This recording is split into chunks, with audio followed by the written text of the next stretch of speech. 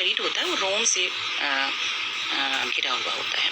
और इनका अगर आप जैसे वो देखेंगे ना पैर, तो इनके पैरों में जो तीसरा पैर होता है उसमें पराग के बास्केट्स मिलते हैं। इनमें पराग ब्रशेस पाए जाते हैं पैरों में, जिसमें ये पराग कण लाते हैं और उसी अपनी टोकरी में डालते हैं। उसके बाद इनमें पंख, पैर, डंक, मस्तिष्क, मुखांग, ये सब बहुत अच्छे से बहुत मजबूत होते हैं ये, क्योंकि इन्हें सारा कार्य संभालना होता है।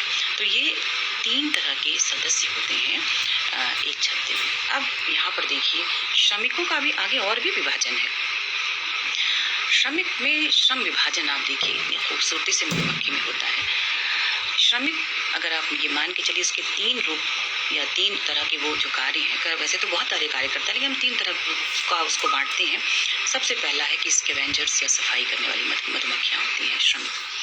दूसरा है नर्सेज होती हैं और तीसरा है वो खाना इकट्ठा करने वाली नर्सेज खाना इकट्ठा करने वाली मधुमक्खियाँ होती हैं।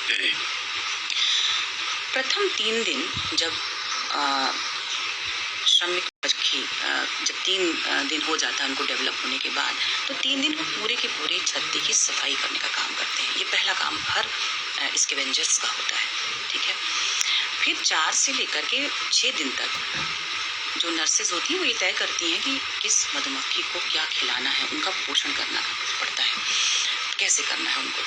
एक बड़ी मज़ेदार बात होती है मधुमक्खियों में कि जब जिन मक्खियों को उन्हें रानी बनाना होता है उनको तो वो रॉयल जेली खिलाते हैं, एक विशेष प्रकार का भोजन श्रमिक मक्खियाँ बनाती हैं। लेकिन जिनको नर और श्रमिक बनाना होता है उनको वो केवल और केवल मोम और पराग का देते हैं। इस तरह से नर्सेस का काम होता है। उसके बाद जब 7 दिन की मधुमक्खियाँ हो जाती हैं श्रमिक मक्खियाँ, मतलब विकसित होने के 7वें दिन, उनमें तब जाके मैक्सिलरी ग्लैंड्स एक्टिवेट होती है और उसका काम होता है रॉयल जेलीज को सिक्रीट करना। यही रॉयल जेली खिलाई जाती है रानी मक्खियों को। उसके बाद जब करीब 12 दिन हो जाते हैं श्रमिक मक्खियों को विकसित हुए, तब उनमें मोम ग्रंथियाँ विकसित नहीं होती, विकसित तो वो रहती हैं, मतलब वो एक्टिवेट होती हैं, एक्टिव होती हैं।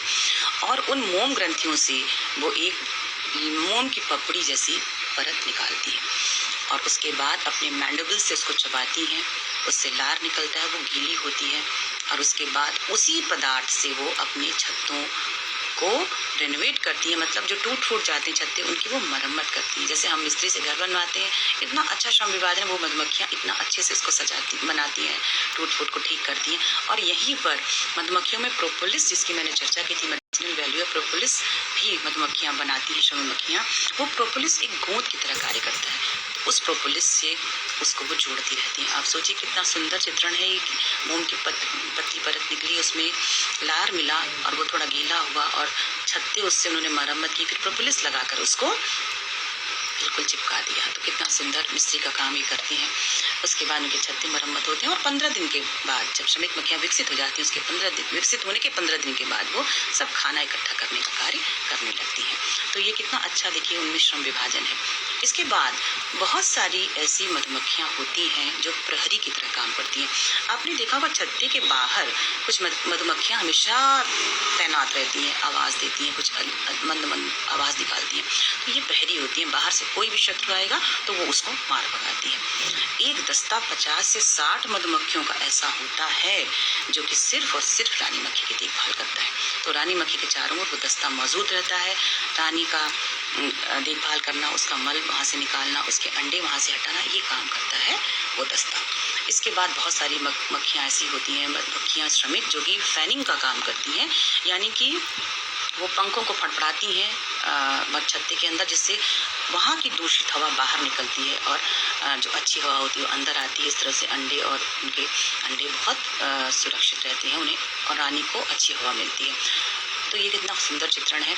बहुत अच्छे से अच्छे आर्किटेक्ट भी ये नहीं समझ नहीं पाए कि उस छत्ते की खूबसूरती की कहाँ पर इतने अच्छे वो कोष्ठक निर्माण करते हैं कि कहीं पे वो परागकण रखते हैं, कहीं मोम रखते हैं, कहीं वो भोजन रखते हैं। बहुत सुंदर, बहुत अच्छी तरह से श्रमिक मक्खियाँ उन छत्तों में सब कुछ अच्छे से एडजस्ट करती हैं। यही खूबसूरती है मधुमक्खी के श्रम विभाजन की और उसके कार्य की। अब देखिए, हम अगर लाइफ साइकिल की बात करते हैं मधुमक्खियों की, तो मधुमक्खियों में जो श्रमिक होते हैं वो 21 दिन में उनका कायांतरण होता है, नर 14 दिन में, और रानी मक्खी जो होती है वो 16 दिन के बाद उत्पन्न होती है।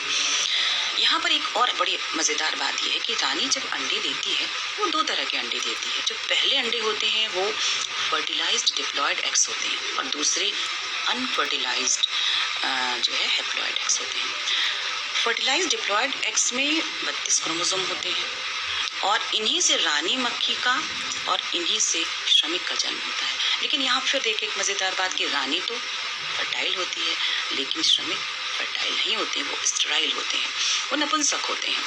ऐसा माना जाता है कि रानी के शरीर से अल्फा कीटोग्लूटानिक एसिड निकलता है जो कि श्रमिकों को स्टेराइल बना देता है। अब जो दूसरे प्रकार के अंडे होते हैं अनफर्टिलाइज्ड हैप्लॉयड एग्स, उनमें 16 क्रोमोसोम होता है और उनसे ड्रोन्स का जन्म होता है। जब रानी अंडे दे देती है तो उसके 3 दिन के बाद अंडे से लार्वा निकलता है, ठीक है, या सुंडी निकलती है। अब इसी को नर्सेस जो है खिलाती हैं, नरिशमेंट करती हैं। तो पहले दिन तो सभी जितने लार्वास उत्पन्न होते हैं उन सबको रॉयल जेली दी जाती है 2 दिन तक बस। लेकिन 2 दिन के बाद जिनको रानी मक्खी बनाना होता है उसे रॉयल जेली केवल देते हैं। बाकी जिनको नर बनाना है या जिनको श्रमिक बनाना है उनको मोम और माफ कीजिएगा मोम नहीं, उनको शहद और परागकण दिए जाते हैं। तो इस तरह से उनको भोजन दिया जाता है और नरिशमेंट के बाद इन लार्वों को ग्रब कहा जाता है। और जब नरिशमेंट हो जाता है उनका अच्छे से तब लार्वे में 5 बार माउल्टिंग या त्वक पतन होता है, ठीक है।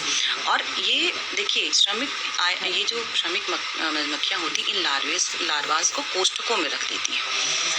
कोष्ठक में वो रखेंगी जिन कोष्ठकों में रखना होता है। नर के कोष्ठक बड़े होते हैं, श्रमिक के छोटे हैं और रानी के त्रिभुज के आकार के कोष्ठक होते हैं। वो उसमें डालते हैं और बाहर से मोम की एक परत लगा देते हैं, कटोरी जैसी संरचना बना देते हैं। फिर उसके अंदर जो है आगे का प्रोसेस होता है। अब 5 बार माउल्टिंग के बाद उसमें लार्वा में ककून बनाते हैं वो अपने चारों ओर। फिर ककून से प्यूपा निकलता है और फिर प्यूपा के बाद इमेगो यानी कि एडल्ट हनी भी तैयार हो जाती है। जब एडल्ट हनी भी बनती है तो वो अपने मैंडिबल्स से उस मोम की कटोरी को तोड़ती है और बाहर आ जाती है। तो इस तरह से इसका जन्म होता है। अब इसके बाद क्या होता है, रानी मक्खी जो सबसे पहले जन्म लेती है, बहुत सारी रानी मक्खियाँ बनती हैं, पहली जो रानी मक्खी जन्म ली वो अपनी सिस्टर्स जो क्वींस हैं उनको सबसे पहले डंक मार के ख़त्म कर देती है। रानी मक्खी में डंक जरूर कम विकसित होते हैं लेकिन इतना उसमें होता है कि वो अपनी सुरक्षा कर सकती है। और फिर जो एक रानी मक्खी है वो उड़ते हुए आसमान में बहुत तेज़ी से जाती है और उसके पीछे सारे नर जाते हैं। उसकी इस उड़ान को मैरिज फ्लाइट के नाम से या न्यूपिटल फ्लाइट के नाम से जाना जाता है। सभी नर में से एक नर को एक मौका मिलता है कि वो उसके साथ संभोग करे और फर्टिलाइज जब उसको कर देता है तो सबसे पहला काम रानी उस नर को मार देती है और वापस अपने छत्ते में लौटती है। उसके चारों ओर फिर सारे के सारे नर आ जाते हैं। लेकिन यहाँ पर सारे नर अंदर नहीं जा पाते हैं, वो जाने की कोशिश करते हैं, रानी तो अंदर चली जाती है।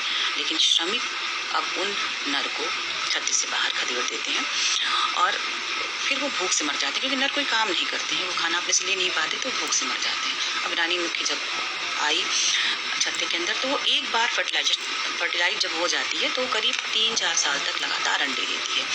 उसकी एग कैपेसिटी बहुत अधिक होती है, एक दिन में लगभग 1 से 3 हज़ार अंडे वो दे देती है और जब तक उसका जीवन रहता है वो लगभग 15 लाख अंडे दे सकती है। तो इस तरह से फिर उस रानी मक्खी की ये लोग देखभाल करते हैं और फिर आगे का इसी तरह से प्रोसेस चलता रहता है। एक शब्द और आता है मधुमक्खी के पालन में कि स्वार्मिंग कहा जाता है या पक्षूट कहा जाता है। आप कभी देखते होंगे आसमान में बहुत सारी मक्खियाँ जा रही, मधुमक्खियाँ उसके पीछे सारा उसका सदस्य जा रहे हैं। तो कभी कभी क्या